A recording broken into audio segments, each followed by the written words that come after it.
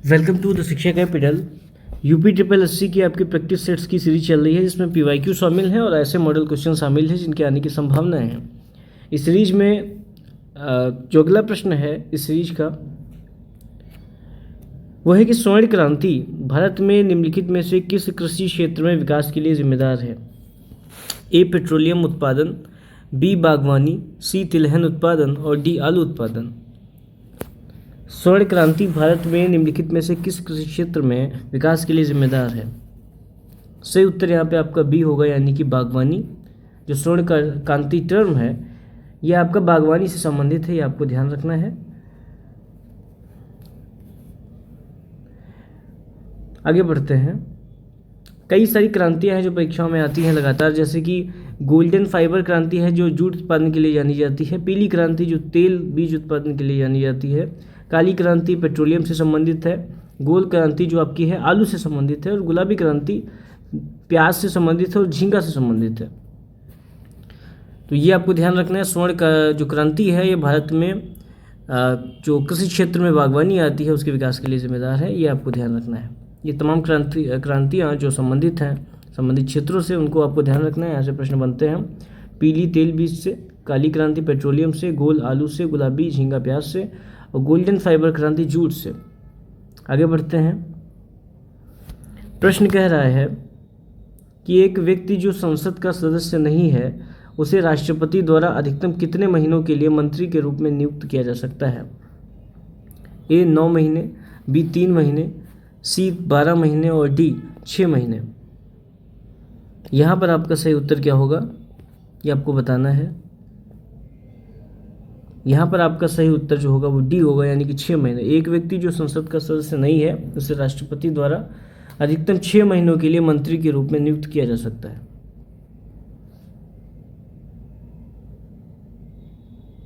चलिए, अगला प्रश्न कह रहा है कि बीमा विनियामक एवं विकास प्राधिकरण का मुख्यालय कहाँ स्थित है? ए चेन्नई, बी मुंबई, सी हैदराबाद और डी नई दिल्ली। सही उत्तर आपका सी होगा। बीमा विनियामक एवं विकास प्राधिकरण का जो मुख्यालय है वो हैदराबाद में स्थित है। हैदराबाद जो है वो आपको पता है भारत के राज्य तेलंगाना की राजधानी है, कैपिटल है। आगे बढ़ते हैं। अगला प्रश्न कह रहा है कि निम्नलिखित में से कौन सा डिपॉजिटरी संस्थान का एक प्रकार नहीं है? ए वाणिज्यिक बैंक यानी कि कमर्शियल बैंक्स, बी नाबार्ड, सी क्रेडिट कोऑपरेटिव सोसाइटीज़ और डी ऋण संघ यानी कि लोन एसोसिएशन।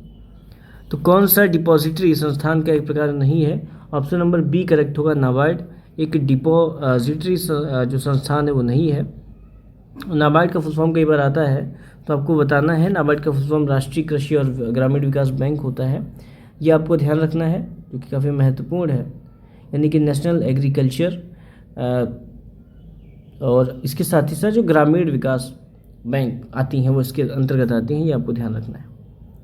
यानी कि कृषि से संबंधित जो बैंक्स हैं वो नाबार्ड के अंतर्गत आती हैं, ऐसा आप कह सकते हैं, मान सकते हैं। आगे बढ़ते हैं। नाबार्ड के बारे में आपको ध्यान रखना है क्योंकि यहाँ से आपके प्रश्न बनते हैं नाबार्ड से संबंधित। ग्रामीण विकास के संवर्धन और ग्रामीण क्षेत्रों में समृद्धि हासिल करने के लिए कृषि, लघु उद्योगों, कुटीर एवं ग्रामोद्योगों, हस्तशिल्प, ग्रामीण क्षेत्रों में अन्य अनुषंगी आर्थिक गतिविधियों के संवर्धन और विकास हेतु ऋण और अन्य सुविधाएं उपलब्ध कराने एवं उनका विनियमन करने का जो अधिवेश दिया गया है इसके थ्रू, ये आपको ध्यान रखना है। इंदिरा गांधी, जो श्रीमती इंदिरा गांधी थी पूर्व प्रधानमंत्री, उनके द्वारा 5 नवंबर 1982 को राष्ट्र की सेवा में समर्पित की गई ये स्कीम। और इसका मुख्यालय कहाँ है? मुंबई में है। हेडक्वार्टर कहाँ है? मुंबई है, आपको ध्यान रखना है। चलिए, इस क्रम में जो अगला प्रश्न है कि भारतीय स्वतंत्रता अधिनियम 1947 के पारित होने के साथ भारत एक अधिराज्य बन गया और अधिराज्य विधानमंडल ने भारत सरकार अधिनियम 1935 की किस धारा के प्रावधानों के तहत 1947 से 1949 तक कानून बनाए? ए धारा 135, बी धारा 100, सी धारा 130 और डी धारा 101। सही उत्तर आपका बी, यानी कि धारा 100, ये आपको ध्यान रखना है। काफ़ी महत्वपूर्ण प्रश्न है। चलिए, अगला प्रश्न कह रहा है कि उच्च न्यायालय उस उच्च न्यायालय का नाम बताइए जिसका क्षेत्र अधिकार यानी कि क्षेत्राधिकार अंडमान और निकोबार द्वीप समूह के केंद्र शासित प्रदेश पर है। ए मद्रास उच्च न्यायालय, बी कलकत्ता उच्च न्यायालय, सी आंध्र प्रदेश उच्च न्यायालय और डी दिल्ली उच्च न्यायालय। उस उच्च न्यायालय का नाम बताना है आपको जिसका क्षेत्राधिकार अंडमान और निकोबार द्वीप समूह के केंद्र शासित प्रदेश पर है। सही उत्तर आपका होगा बी यानी कि कलकत्ता हाईकोर्ट यानी कि कलकत्ता उच्च न्यायालय, उसका क्षेत्राधिकार है उस पर, यह आपको ध्यान रखना है। चलिए आगे बढ़ते हैं। इस क्रम में अगला प्रश्न आपके सामने है।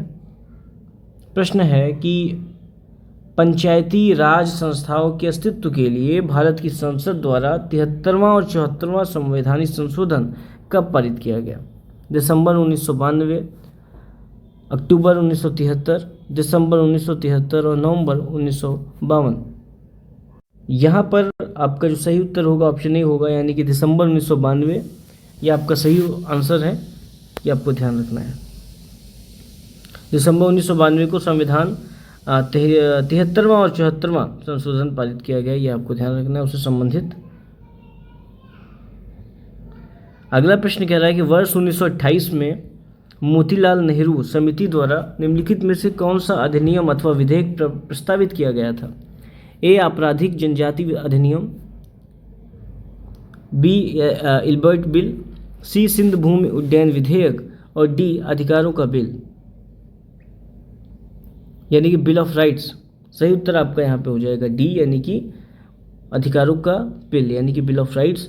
वर्ष 1928 में मोतीलाल नेहरू समिति के द्वारा अधिकारों का बिल, ये जो अधिनियम है, ये जो विधेयक है, ये प्रस्तावित किया गया था, ये आपको ध्यान रखना है। तो महत्वपूर्ण बात यह है कि 1928 में प्रस्तावित किया गया था, किसके द्वारा? मोतीलाल नेहरू समिति के द्वारा यह अधिनियम प्रस्तावित किया गया था। 2-3 बातें यहाँ से ध्यान रखनी है। 1928 मोतीलाल नेहरू और अधिकारों का बिल, इसका नाम बिल ऑफ राइट्स।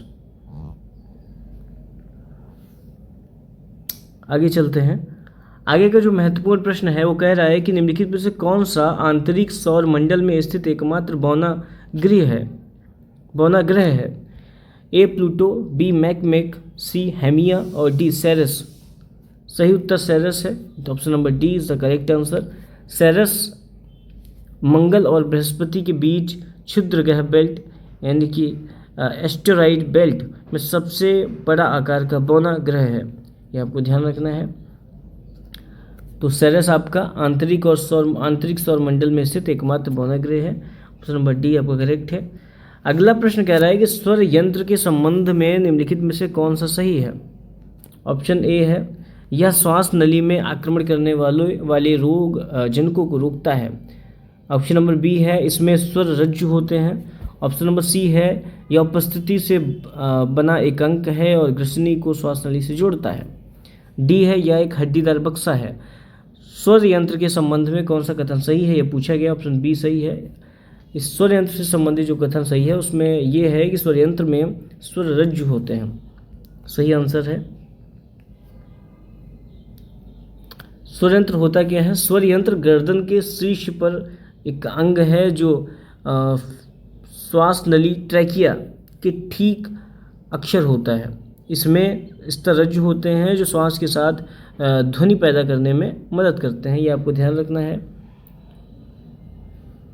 आगे बढ़ते हैं। प्रश्न है कि मिल्क ऑफ मैग्नीशिया किस प्रकार का कोलाइड है? Option number A aerosol, option number B घन sol, option number C emulsion, option number D sol. Milk of magnesia किस प्रकार का कोलाइड है? सोल, यहाँ पे सही उत्तर है, ऑप्शन नंबर डी आपका सही है। मिल्क ऑफ मैग्नीशिया सोल प्रकार का कोलाइड है, सोल आपको ध्यान रखना है। अच्छा, कोलाइड किसे कहते हैं? इसकी आपको डेफिनेशन पूछ आ सकती है कि किससे संबंधित डेफिनेशन है।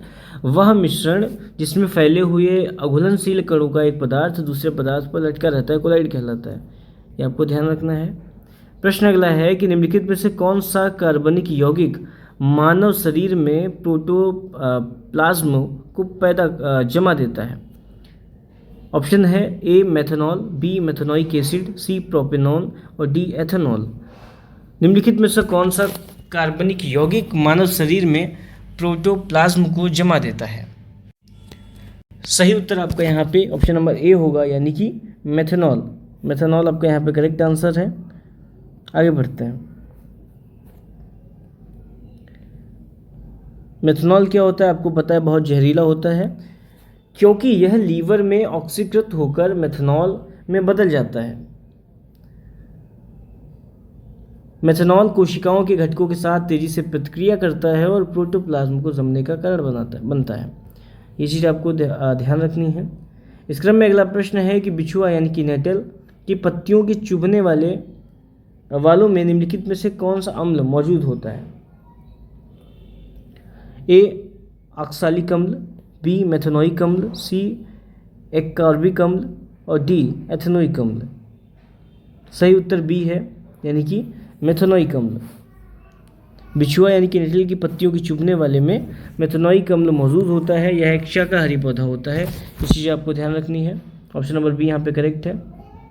चलिए, इस क्रम में जो अगला प्रश्न है कि निम्नलिखित में से किस विकल्प में शुद्ध वाक्य है? शुद्ध यहाँ पे वो लिया गया है, शुद्ध से प्रश्न है। ए है कि आपका दर्शन पाकर मैं धन्य हो गया। बी महादेवी छायावादी कवित्री हैं। सी रमा ने अपने भाई से पुस्तक पढ़ने को कहा। डी जब भी आप आओ मुझे मिलें। अब यहाँ आपको बताना है कौन सा जो वाक्य है विकल्प में वो शुद्ध है, यानी ये व्याकरणिक दृष्टि से, व्याकरणिक दृष्टिकोण से जो सही है। ऑप्शन नंबर सी करेक्ट है, रमा ने अपने भाई से पुस्तक पढ़ने को कहा, ये सही है। आगे बढ़ते हैं। प्रश्न कह रहा है कि कलम के जादूगर किसे कहा गया है, या फिर कलम का जादूगर किसे कहा गया है, ऐसे भी पूछा जा सकता है। प्रश्न है, इस प्रश्न के जो ऑप्शंस है, सी ए है रामरखी बेनीपुरी, बी मैथिली शरणगुप्त, सी मुंशी प्रेमचंद और डी सुमित्रा नंदन पंत। सही उत्तर ए है, रामरखी बेनीपुरी को कलम के जादूगर के तौर पे जाना जाता है हिंदी साहित्य में, और ये चीज़ आपको ध्यान रखनी है। इनकी कुछ रचनाएं जो परीक्षा में आ सकती हैं, जैसे कि गेहूं और गुलाब इनकी बहुत ही प्रसिद्ध रचना है। चिता के फूल, लाल तारा, संघमित्रा जो कि नाटक है, ये सब पूछे जा सकते हैं आपकी परीक्षा में, तो यहाँ पे मेंशन है। इस क्रम में जो अगला प्रश्न है कि निम्नलिखित में से किस विकल्प में विलोम युग्म सही नहीं है? ए छिड़कना, उसका लिखा है पुचकारना। बी औचक अक्सर, सी गाफिल खरदार, डी डामाडोल अस्थिर। पूछा गया है कि किस विकल्प में विलोम युग्म सही नहीं है। यहाँ पर ऑप्शन नंबर डी है। क्यों? क्योंकि डावाडोल का अर्थ चंचल होता है और ये आपको ध्यान रखना है। अस्थिर का विलोम स्थिर होता है, तो ये चीज़ें आपको ध्यान रखना है। यहाँ पे जो विलोम युग्म है वो सही नहीं है, यानी कि option number D is the correct. अगला प्रश्न है कि होनहार बिरवान की होत चीखने पात, लोकोक्ति का अर्थ निम्नलिखित में से क्या है? ए होनहार व्यक्ति बहुत ही परिश्रम करता है। बी होनहार व्यक्ति सदा दिखावा करता है। सी होनहार व्यक्तियों की प्रतिभा बचपन में ही दिखाई दे जाती है। और डी होनहार व्यक्ति हमेशा दूसरों के दोष निकालता है। यहाँ पर जो आपका सही ऑप्शन होगा सी होगा, यानी कि होनहार व्यक्तियों की प्रतिभा बचपन में ही दिखाई दे जाती है। ये आपको ध्यान रखना है। यहाँ पे ऑप्शन नंबर सी आपका करेक्ट है, यानी कि जो कहावत कही जाती है कि पूत के पाँव पालने में ही दिख जाते हैं, उसी की तरीके की ये लोकोक्ति है, ये आपको ध्यान रखना है। प्रश्न है कि निम्नलिखित में से किस विकल्प में सभी शब्द पुल्लिंग है? ए पतलून, झल्लाहट, इसके साथ ही साथ अक्षुण्णता। बी है संचार, पालन, ग्रीवा। सी है प्लेटफॉर्म, प्राधिकरण, गिरोह। डी है मनुष्यत्व, बनावट, रौनक। यह आपको बताना है किस विकल्प के सभी शब्द पुल्लिंग हैं। यहाँ पर सही आंसर आपका सी है। प्लेटफॉर्म भी पुल्लिंग है, प्राधिकरण भी पुल्लिंग है, गिरोह भी पुल्लिंग है, आपको पता है। तो इस विकल्प के सभी शब्द क्या हैं? पुल्लिंग है। चलिए आगे बढ़ते हैं। जैसे कि और शब्द जो मेंशन थे, जैसे कि झल्लाहट है, इसके साथ ही साथ रौनक है, पालन है, बनावट है, अक्षुण्णता है, ये सारे शब्द स्त्री लिंग से संबंधित है, ये आपको ध्यान रखना है। आगे बढ़ते हैं। निम्नलिखित में से कौन से भारत के दो पड़ोसी देश हैं, पड़ोसी द्वीप देश हैं? A Seychelles Australia, B Maldives Myanmar, C Sri Lanka Maldives और डी लक्षद्वीप श्रीलंका। निम्नलिखित में से कौन से भारत के दो पड़ोसी द्वीप देश हैं? सही उत्तर सी, यानी कि श्रीलंका मालदीव।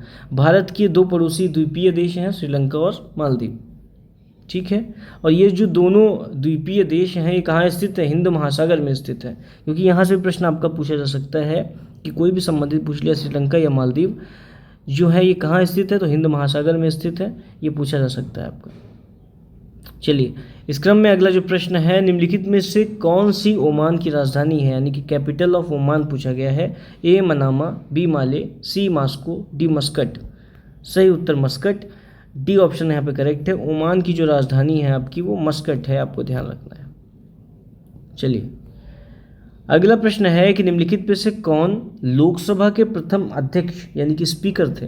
ए K S Hegde, B Ganesh Mavalankar, C M A Ayyangar, D Hukam Singh. सही उत्तर आपका बी होगा, यानी कि गणेश मावलंकर। लोकसभा के प्रथम अध्यक्ष अर्थात स्पीकर कौन थे? श्री गणेश मावलंकर थे। और जो अन्य नाम दिए गए हैं, एम ए अयंगर, हुकुम सिंह, के एस हेगड़े, ये क्रमशः लोकसभा के दूसरे, तीसरे और 8वें लोकसभा अध्यक्ष थे, स्पीकर थे। ये आपको ध्यान रखना है। चलिए, अगला प्रश्न जो है वो है कि भारत में अंतर्राष्ट्रीय श्रमिक दिवस किस दिन मनाया जाता है। सही उत्तर सी है, 1 मई को मनाया जाता है अंतर्राष्ट्रीय श्रमिक दिवस। भारत में 1 मई को मनाया जाता है, यहाँ पे सी ऑप्शन करेक्ट है। आगे बढ़ते हैं। निम्नलिखित में से किस शहर को राजस्थान का सफ़ेद शहर कहा जाता है। ए बीकानेर, बी अजमेर, सी उदयपुर और डी जयपुर। सही उत्तर सी उदयपुर। किस शहर को राजस्थान का सफ़ेद शहर कहा जाता है? उदयपुर को राजस्थान का सफ़ेद शहर कहा जाता है और यह राजस्थान के दक्षिणी भाग में स्थित है। चलिए, आगे बढ़ते हैं। प्रश्न है कि निम्नलिखित में से डैश एक केंद्र शासित प्रदेश की राजधानी नहीं है। ए दमन, बी पुडुचेरी, सी आइजॉल, डी कवरत्ती। सही उत्तर सी, यानी कि आइजॉल। आइजॉल एक केंद्र शासित प्रदेश की राजधानी नहीं है, ये आपको ध्यान रखना है। बाकी जो थे वो आपको पता है। जो आपकी कवरत्ती है वो लक्षद्वीप से संबंधित है, पुडुचेरी उससे संबंधित है, और जो दमन की बात आई है, दादर और नगर हवेली, दमन और दीव से संबंधित है, ये आपको ध्यान रखना है। तो आइजॉल जो है वो एक केंद्र शासित प्रदेश की राजधानी नहीं है क्या? आइजॉल भारतीय राज्य मिजोरम की राजधानी है, जो कि केंद्र शासित प्रदेश नहीं है, ये आपको ध्यान रखना है। तो पूछा जा सकता है कि आइजॉल किस राज्य की राजधानी है, तो मिजोरम की राजधानी है, जो कि एक केंद्र शासित यानी कि प्रदेश नहीं है। चलिए, अगले प्रश्न की तरफ बढ़ते हैं। अगला प्रश्न है कि संयुक्त राज्य अमेरिका का राष्ट्रीय खेल क्या है, यानी कि अमेरिका का, यूएसए का नेशनल प्ले क्या है, खेल क्या है, ये आपको पूछा गया है। ए टेनिस, बी बास्केटबॉल, सी बेसबॉल और डी बैडमिंटन। सही उत्तर सी, यानी कि बेसबॉल यहाँ का राष्ट्रीय खेल है संयुक्त राज्य अमेरिका का। सी उत्तर यहाँ पे आपका सही है। कुछ और महत्वपूर्ण देश और उनके राष्ट्रीय खेल जहाँ से प्रश्न आते हैं। चीन का टेबल टेनिस है, ये आप ध्यान रखिएगा। टेबल टेनिस कहाँ का राष्ट्रीय खेल है? चीन का है। बास्केटबॉल लिथुआनिया का है, और बेसबॉल अमेरिका का हो गया, और इंडोनेशिया का बैडमिंटन है। ये प्रश्न आपको पूछा जा सकता है कि बैडमिंटन कहाँ का राष्ट्रीय खेल है, तो इंडोनेशिया का, बेसबॉल यूएसए का, बास्केटबॉल लिथुआनिया का, टेबल टेनिस चीन का। चलिए, आपका अंतिम प्रश्न है कि निम्नलिखित में से किस व्यक्ति ने हिंद स्वराज पुस्तक लिखी थी। बहुत ही फेमस प्रश्न है, परीक्षाओं में रिपीट होता है, अलग अलग स्तर की परीक्षाओं में। ए सरदार वल्लभ भाई पटेल, बी सरोजिनी नायडू, सी जवाहरलाल नेहरू और डी महात्मा गांधी। सही उत्तर आपका डी है, महात्मा गांधी के द्वारा लिखित पुस्तक है हिंद स्वराज, ये आपको ध्यान रखना है। गांधी जी ने इस पुस्तक को लिखा, हिंद स्वराज। तो इस क्रम में हमने बहुत ही जो महत्वपूर्ण प्रश्न थे उन पर चर्चा की। ऐसे प्रश्न जो पीवाईक्यू में शामिल थे और ऐसे प्रश्न जो मॉडल क्वेश्चंस के तौर पे हैं, जिनके आने की पूरी संभावनाएं हैं, उनको हमने डिस्कस किया। फिर मिलते हैं नई प्रैक्टिस सीरीज़ में यूपीटीपीएससी से संबंधित, खास तौर से जो आपकी सीरीज चल रही है। तब तक के लिए जय हिंद।